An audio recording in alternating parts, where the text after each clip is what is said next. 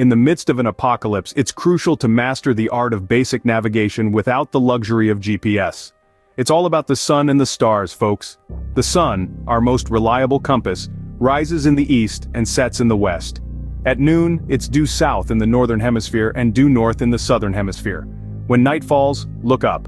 The North Star, a beacon for the lost, is your northern reference point in the northern hemisphere. Find the Big Dipper, trace a line from its two outermost stars, and voila, the North Star. In the southern hemisphere, the Southern Cross constellation and the two pointer stars are your guides. Draw an imaginary line from the top to the bottom of the Southern Cross, then another perpendicular line between the two pointers. Where these lines meet, point yourself south. Survival is all about knowledge and preparedness.